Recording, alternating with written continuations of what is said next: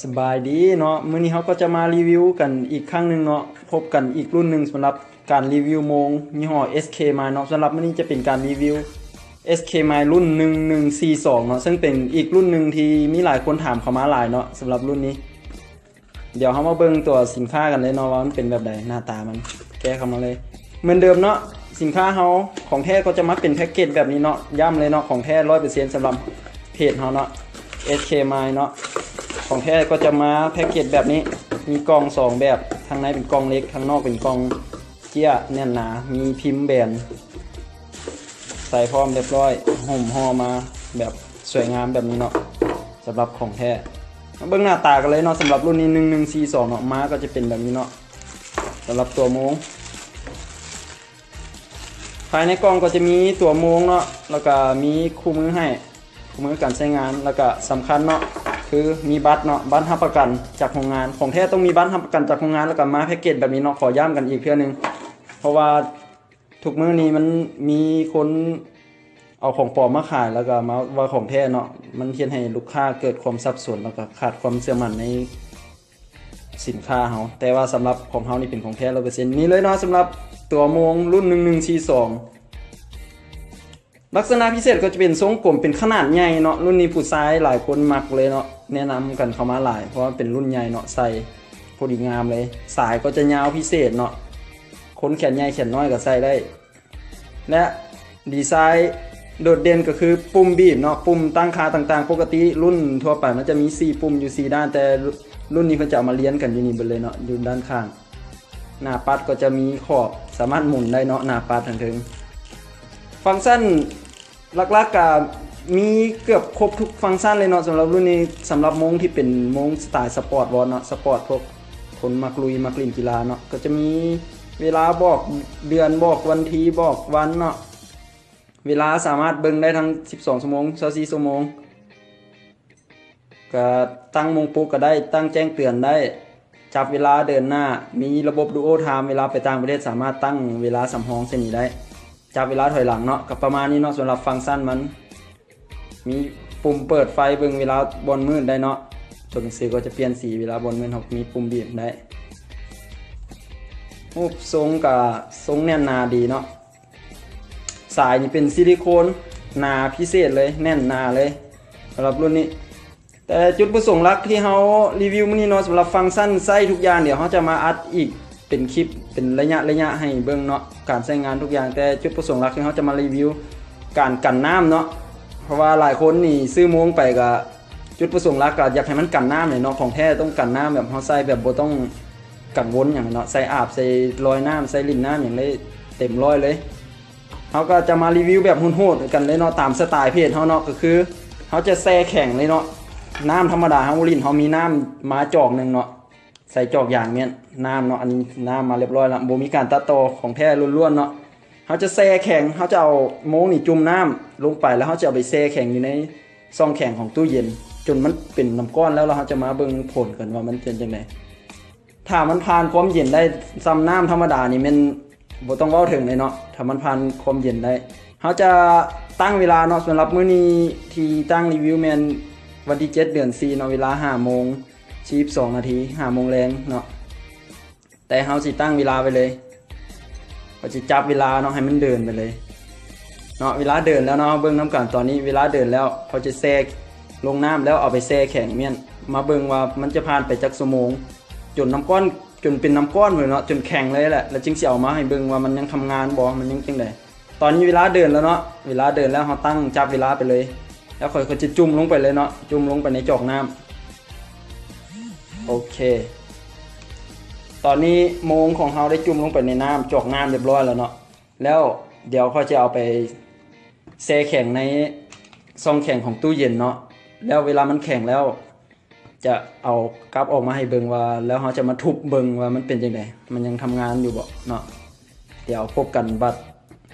เขาแช่แข็งมาเรียบร้อยเนาะโอเคเนาะบัดนี้เขาก็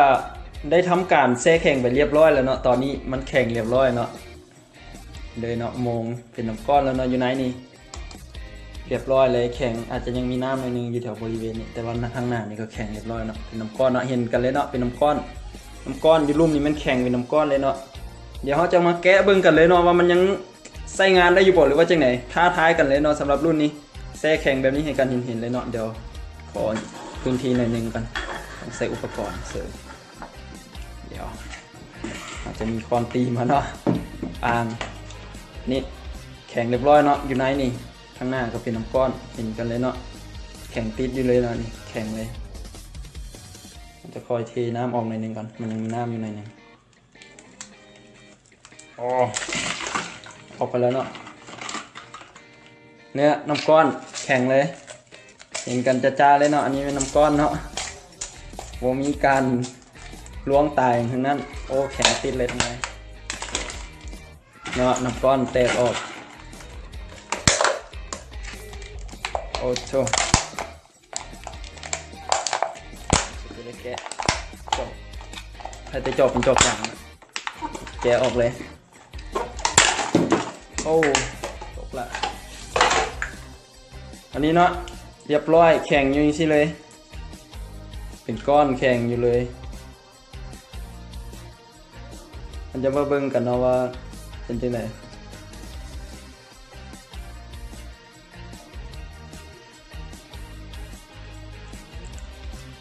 ทุบเลยเนาะสีทุบเบิ่งใส่ก้อนทุบเบิ่งโอ้แข็งนักหน่อยโอ้โหเริ่มแตกออกได้ละ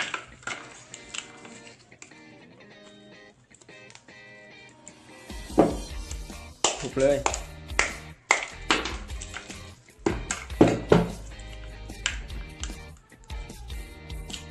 โอ้ตีอยู่หน้าจอเนาะ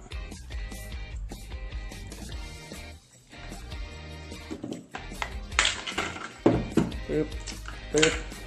ปึ๊บคอยนี่ตัวนี้ปึ๊บออกสิตอนนี้เขากำลังเอาน้ำก้อนออกอยู่เนาะปึ้มมึงน้ำกันเลยเนาะนี่เลยเวลายังเดินอยู่เนาะปึ๊บโมงยังทำงานเวลาผ่านไป17 ชั่วโมงกับ45 นาทีแล้วตอนนี้น้ำบ่เข้าเนาะโมงยังทำงานปกตินี่แหละคือความแข็งแกร่งของ SK Mine เนาะสำหรับโมง SK Mine ทุกรุ่นที่เขาเอามาขายเนาะที่ยูเพจเขามันจะเป็นของแท้ทุกรุ่นแล้วก็กันน้ำสามารถแช่แข็งได้แบบนี้ทุกรุ่นเลยเนาะรับประกันเลยแต่ว่าของเพจอื่นเขาบ่มั่นใจเนาะเพราะมันของกรอบลายเหลือเกินถ้าผู้ใดจะซื้อก็ให้พิจารณาดีๆเลยเนาะเพื่อบ่อยากให้ตกเป็นเหยื่อของพวกพ่อค้าหัวใสเนาะบางเพจเอาของกรอบมาขายแล้วก็อ้างอิงว่าเป็นของแท้ต้องเฮ็ดได้แบบนี้เนาะคือถ้าเป็นของกรอบเนี่ยบางทีมันอาจจะกันน้ำได้อยู่กันได้แต่บ่หลายมันเขาเจ้าจะใส่ซิ้นกันน้ำซื่อๆแต่ถ้าเอามาแช่แข็งอีกทีบ่แนะนำเลยเนาะถ้าเป็นของกรอบเนาะก็คือเขาสังเกตคือสมมุติว่าคือจอกเบียร์เฮาเลยเนาะถ้าใส่ความเย็นนะอายน้ำมันก็จะซอดออกมาถ้าเป็นโม้งทั่วไปถ้าเป็นของกรอบนะอายเย็นมันก็จะซึมเข้าไปในได้ถ้าเจ้าใส่ซิ้นแต่โม้งทุกรุ่นที่เขาเอามาขายเป็น SK Mine ที่เขาเอามาขายอยู่เพจเขาเป็นของแท้เขาเจ้าประกอบด้วยระบบสุญญากาศเนาะอายเย็นก็จะเฮ็ดหยังบ่ได้แช่แข็งไว้ขนาดนี้อายเย็นเข้าบ่ได้ซ้ำน้ำธรรมดานี่แฮงบ่ต้องเว้าถึงเลยเนาะสำหรับความแข็งแรงใส่ลุยใส่หยังได้เต็มที่ทรายก็นาเป็นพิเศษเนาะสำหรับรุ่นนี้เป็นซิลิโคนรุ่นใหญ่งามเนาะแข็งแกร่งทนทานรับประกันเลยเนาะเวลายังเดินอยู่ปกติเลยตอนนี้17 ชั่วโมงไปแล้วที่เฮาแช่แข็งไปเฮาเริ่มแช่แข็งจากเมื่อวานนี่เนาะเอามาเบิ่งกันเมื่อวานนี่แม่นวันที่7 เดือน 4เนาะตอน 5 โมงแรงเฮาตั้งมื้อนี้เป็นวันที่8 เดือน 4ตอน 11 โมงปลาย29 นาทีเนาะหน่วยเก่าหน่วยเดิมเนาะบ่มีการดัดแปลงบ่มีการย้อมแมวอย่างทั้งนั้นจนแข็งเลย17 ชั่วโมงแล้วผ่านนี้ไปได้ถือว่าสุดแล้วเนาะสำหรับความแข็งแรงเอากันไปเลยเนาะสำหรับรุ่นนี้จับจองกันไปได้สำหรับช่วงนี้ราคากันลดให้พิเศษเลยเนาะจาก 350,000 กีบเหลือ 200,000 จัดกันไปได้เลยเนาะสำหรับคลิปนี้ก็น่าจะจบกันเท่านี้เนาะติดตามกันใหม่ในคลิปต่อไปว่าจะมารีวิวรุ่นใดนั้นก็ติดตามกันเนาะขอขอบใจ